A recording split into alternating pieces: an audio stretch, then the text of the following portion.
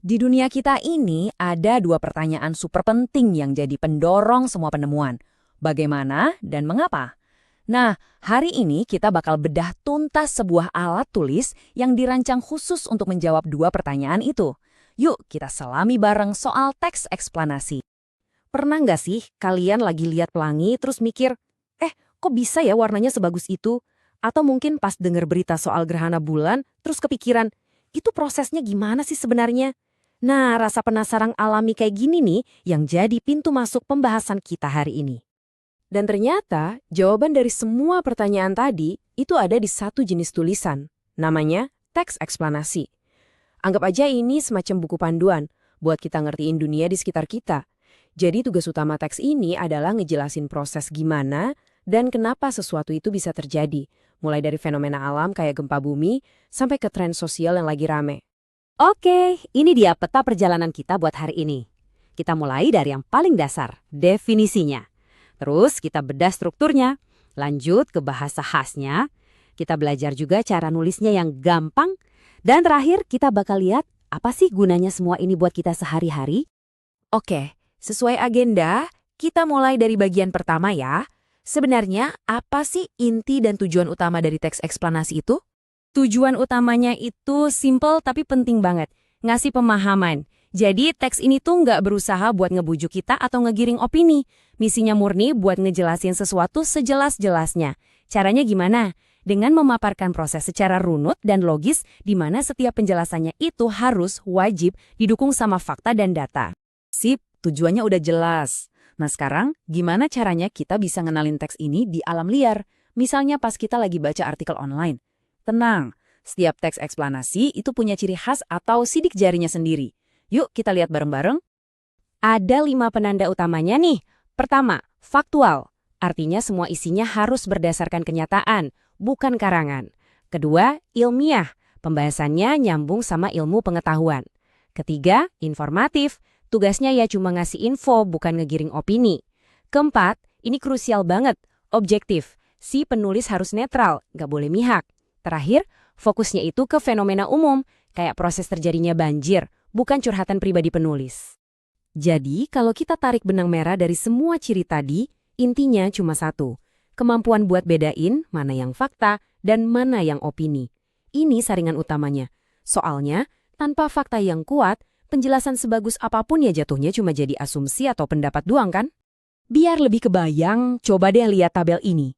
Kelihatan banget kan bedanya? Misalnya dari segi kebenaran ya, fakta itu udah pasti benar karena sesuai kenyataan. Kalau opini, bisa benar, bisa salah, tergantung ada data pendukungnya atau enggak. Cara penyampaiannya juga beda. Fakta itu ngejelasin apa adanya, deskriptif. Sementara opini biasanya nadanya lebih ngajak debat, lebih argumentatif. Ini dia fondasi pembedanya. Kalau kita bedah, struktur teks eksplanasi itu kayak bangunan 3 lantai. Simple kok. Lantai paling bawah, fondasinya, itu pernyataan umum. Di sini kita dikenalin sama topiknya secara umum.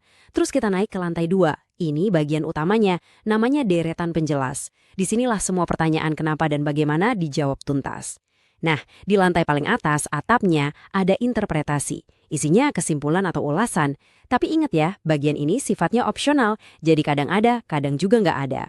Baik, kita udah ngerti denah bangunannya. Sekarang, ayo kita intip bahan bangunannya.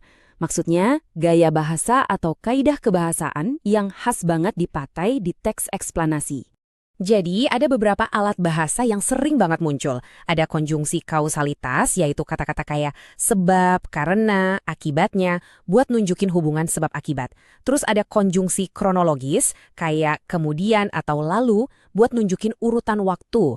Pastinya, banyak istilah ilmiah biar penjelasannya akurat. Sering juga kita nemu kata kerja material sama pemakaian kalimat pasif. Tujuannya apa? Biar fokus kita ke kejadiannya, bukan ke siapa yang melakukan. Nah, ini contoh yang pas banget. Coba perhatiin kata karena. Kata inilah lem logisnya. Kalimat ini nggak cuma bilang ada hujan dan ada panas matahari. Tapi kata karena langsung nyambungin keduanya. Panas matahari jadi sebab dan penguapan air jadi akibatnya. Simpel kan? Itulah kekuatan kausalitas. Di contoh ini, kita lihat ada 2 alat yang dipakai sekaligus. Pertama, kata kondensasi. Ini kan istilah ilmiah ya, yang bikin penjelasannya jadi lebih presisi. Terus ada kata kemudian. Nah, kata ini yang ngatur urutan kejadiannya. Biar kita ngerti prosesnya langkah demi langkah. Kombinasi inilah yang bikin proses rumit jadi gampang banget buat dicerna. Oke, teorinya udah dapet nih. Sekarang gimana kalau giliran kita yang mau nulis? Tenang, ada kok langkah-langkah simpelnya buat mulai dari nol. Prosesnya bisa kita pecah jadi 4 langkah gampang. 1. Tentuin topiknya dulu. Cari fenomena yang emang bikin kamu penasaran. 2. Bikin kerangkanya. Pakai struktur 3 lantai yang tadi. 3. Ini bagian paling krusial. Kumpulin bahan. Riset. Cari fakta dan data dari sumber yang bisa dipercaya. Nah, yang terakhir, langkah keempat, baru deh kembangin kerangka tadi jadi tulisan yang utuh, sambil terapin kaidah bahasa yang udah kita bahas ya. Lalu, mungkin ada yang nanya, buat apa sih kita repot-repot belajar ginian? Well, manfaatnya tuh jauh lebih besar dari sekedar dapat nilai bagus di sekolah loh. Ini sebenarnya soal ngelatih cara kita berpikir. Kenapa ini penting? Karena pas kita nguasain teks eksplanasi, otak kita tuh kayak lagi di gym. Jadi terlatih buat mikir secara runut dan logis. Kita juga jadi lebih tajam dalam menganalisis informasi, jadi nggak gampang kemakan hoaks. Nanti di dunia kerja, kemampuan ini kepake banget buat bikin laporan yang jelas dan efektif. Tapi yang paling penting, ini bikin rasa penasaran kita terus hidup dan jadi pengen terus belajar hal baru. Jadi, sekarang coba deh lihat sekeliling kamu. Mungkin kamu jadi penasaran, kenapa sih secangkir kopi di pagi hari bisa nikmat banget? Atau gimana sih dinamika lalu lintas di kota kamu? Nah, sekarang kamu udah punya perangkat untuk membedah dan menjelaskannya. Pertanyaannya adalah, fenomena apa nih yang pertama kali